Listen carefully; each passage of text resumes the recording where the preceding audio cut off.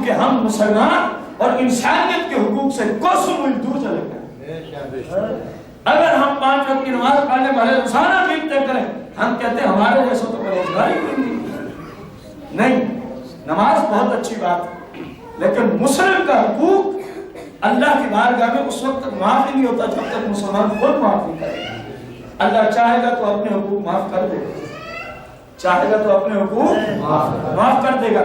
اب اس ایک بات سے بندے کو آزاد نہیں کیا تھا اس شخص نے. ممکن تھا کہ کسی کو اس کی وجہ سے کیا پہنچتی, اس کو دور کیا. فرمایا میرے رب کو اتنا پسند آیا کہ میرے بندہ میرا بندہ ہو کے بندوں کا بھلا کر. فرمایا فرشتوں اس کو جنت دے دو, اس کو کیا دے دو. اور ادھر فرمایا جو صرف 100 مرتبہ کہے سبحان اللہ تو اس نے 100 غلام آزاد کرنے کا ثواب کما لیا. ایک غلام ایک انسان ہوتا ہے. ہمارے زمانے میں پورے ورلڈ میں غلام اور لونڈی کا دور ختم ہو چکا. سرکار علیہ السلام کے زمانے میں, صحابہ کے زمانے میں یہ تھے غلام بھی اور لونڈیاں بھی. اور غلام لونڈی کی خرید و فروخت اسی طرح جائز جس طرح آج کل چاول گھی چینی کی خرید و فروخت جائز. تو 100 بندہ جس نے کسی شخص سے غلام خرید کے آزاد کیا ہو, غور کریں ان کو کتنی خوشی پہنچی ہوگی, ان کو کتنا نفع ہوا ہوگا اس بندے کی وجہ سے. اور یہ مل کس کو رہا ہے, جس نے حدیث بھول جاتے ہیں فوراً, جس نے کتنی بار کیا کہا 100 مرتبہ سبحان اللہ ہم نہیں کہا. آگے سرکار علیہ السلام نے فرمایا صحابہ جس شخص نے 100 مرتبہ الحمدللہ کہا, کیا کہا الحمدللہ کہا, فرمایا اس کے لیے 100 گھوڑے, کتنے 100 گھوڑے بمائے اپنے اس ساز و سامان کے جس کے ذریعے سوار گھوڑے پہ سواری کرنے کے قابل ہوتا ہے. فرمایا یہ جہاد میں دینے کے برابر 100 گھوڑوں کا اللہ ثواب عطا. جتنا 100 گھوڑے مجاہدین کو کوئی دے تیار شدہ کے جن پہ چڑھ کے مجاہدین کیا کرنے چلے جائیں جہاد. فرمایا جتنا اس کو ثواب ملے گا جو الحمدللہ کو کتنی بار پڑھے گا 100 مرتبہ, میرا رب اس کو 100 گھوڑے جہاد میں دینے کے برابر اجر و ثواب عطا. اگلی بات جو میں نے اپنے بھائیوں سے تمہید عرض کی تھی پہلے, اونٹ والی یاد ہے, سرکار نے فرمایا اسی حدیث کے آخر میں آپ علیہ السلام نے فرمایا اور جس نے 100 مرتبہ اللہ اکبر کہا, 100 مرتبہ اللہ اکبر کہا, فرمایا اس بندے کو میرا رب مکہ کی سرزمین پر, کہاں مکہ حدود حرم میں, فرمایا 100 اونٹ, کتنے اونٹ 100 مکہ کی حدود میں 100 اونٹ. اور اس حدیث کے تحت بنائے تو کتنے بنے, کوئی بولے تو صحیح جی 100 لاکھ کو کیا کہتے ہیں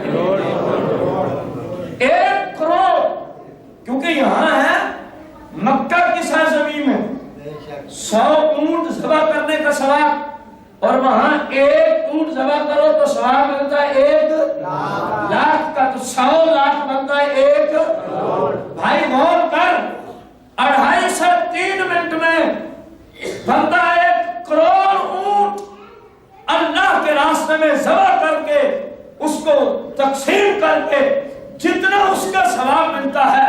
فرمایا اللہ اکبر جو 100 مرتبہ کہتا ہے میرا رب اس کو اتنا ہی اجر عطا فرماتا ہے, میرا رب اس کو اتنا ہی اجر عطا فرما دیتا ہے. وقت کتنا لگتا ہے, لیکن ہم غفلت کے شکار, ہم غفلت کے شکار. کاش کے مسلمانوں کو یہ جذبہ مل جائے کہ 24 گھنٹوں میں فقط 5 منٹ علیحدگی میں ایسے بھی نکال لے ہر میرا بھائی اور بہن, ہر بزرگ اور ہر ماں. 24 گھنٹوں میں کتنے منٹ میں نے مانگے, کاش کے علیحدگی میں ایسے نکال لے کہ جس میں وہ اپنا تجزیہ کرے کہ میں نے کیا کرنا تھا اور کیا کیا. بس اتنا سوچنا ہے میں نے کیا کرنا تھا اور آج کے 24 گھنٹوں میں نے کیا کیا. کاش کہ کوئی اس کو سوچنے والا نکل آئے, تو امید ہے اس کی برکت سے جب سوچنے بیٹھے گا تو ظاہر ہر بندہ عقل مند ہے, کوئی بھی اپنا نقصان برداشت کرتا نہیں. جب سوچے گا آج کی میں نے فجر کی بھی قضا کر دی, میں نے ظہر بھی قضا کر دی, میں نے عصر بھی قضا کر دی, مغرب اور عشاء بھی قضا کر دی, تو ہے تو مسلمان. کم از کم دل میں ایک خیال تو اٹھے گا کہ تو نے کس کی نافرمانی کر دی. جس مالک کا رزق آتا ہے اسی کی نافرمانی. جس مالک نے تجھے چلنے پھرنے سننے بولنے کی دیکھنے کی قوت سے نوازا ہے اسی مالک کی نافرمانی کرتا ہے. پھر آج 24 گھنٹوں میں جو 5 منٹ سوچنے کے میں نے زبان کا استعمال کیا کیا, ان 24 گھنٹوں میں نے آنکھ کا استعمال کہاں کیا, ان 24 گھنٹوں میں اپنے کان کا استعمال کہاں کیا, ان 24 گھنٹوں میں نے اپنے ہاتھوں کا استعمال کہاں زیادہ رہا ہے. 5 منٹ بھی میں نے زیادہ بتایا ہے. جب غور کرے گا تو امید ہے اس غور و فکر کی برکت سے میرے رب اس بندے کو ہدایت عطا فرما دے گا. لیکن ہم سوچیں گے کب؟ ہم نے تو ایک ہی نعرہ لگایا, کھاؤ پیو سو جاؤ اولاد پڑھو, بس کام ہی ختم ہو گئے. بھائی یہ نعرہ تو حیوانات کے اندر بھی ہمیں نظر آتا ہے. کھانا پینا سو جانا اولاد پڑھانا نسل بڑھانا, حیوانات میں یہ ساری باتیں پائی جاتی ہیں. پھر تجھے اشرف المخلوقات کیوں کہا؟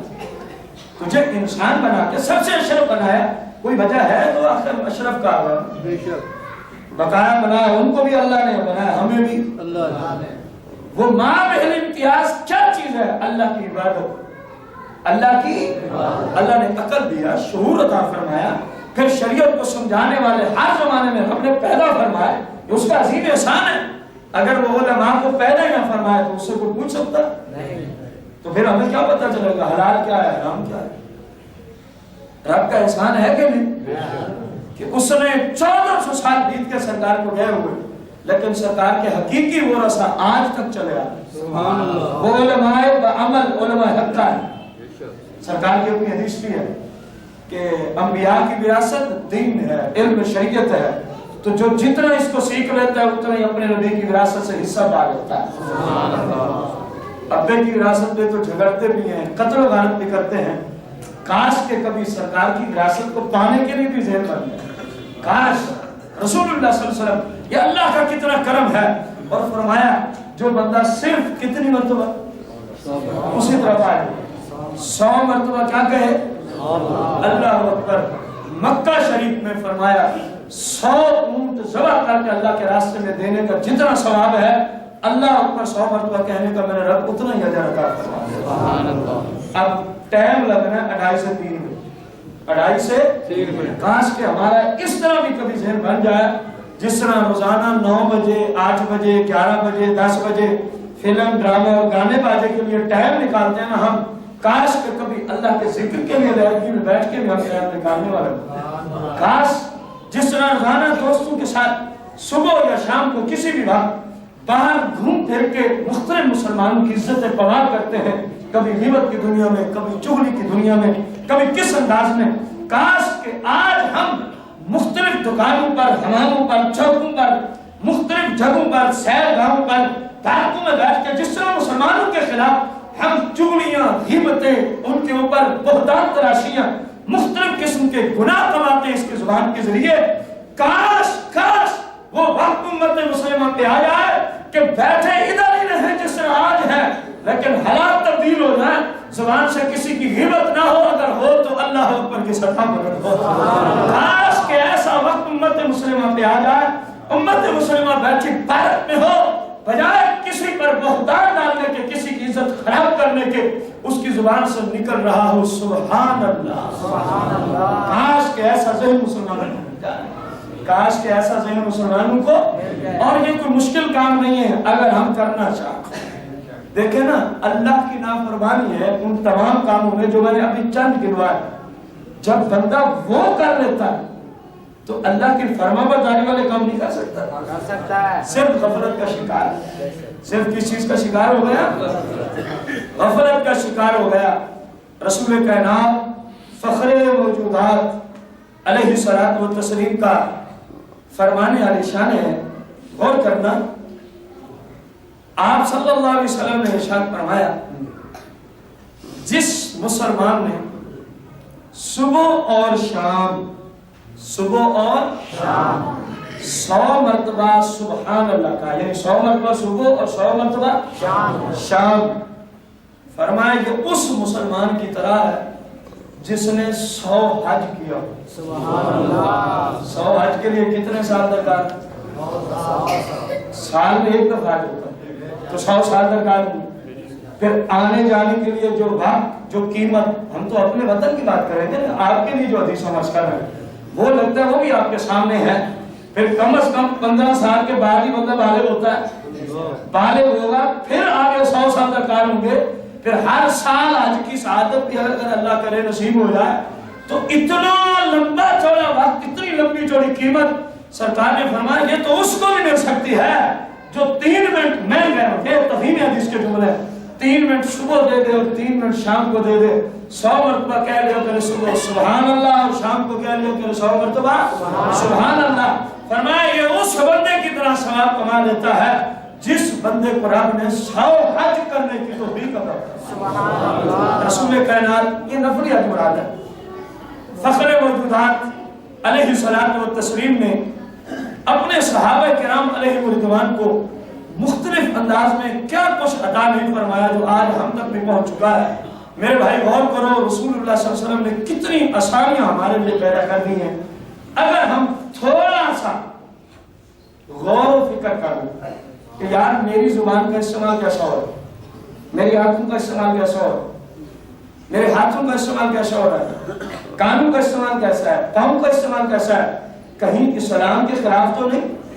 اگر ہے تو اس کو تبدیل کر دیں، اسلام کے مطابق کر دیں، اسلام کے بس موج ہی موج، دنیا میں بھی اللہ کی رحمت، قبر میں بھی اللہ کی رحمت، محشر کے دن بھی اللہ کی عرش اعظم کا سایہ نصیب ہو، جبکہ کوئی اور سایہ ہوگا بھی نہیں۔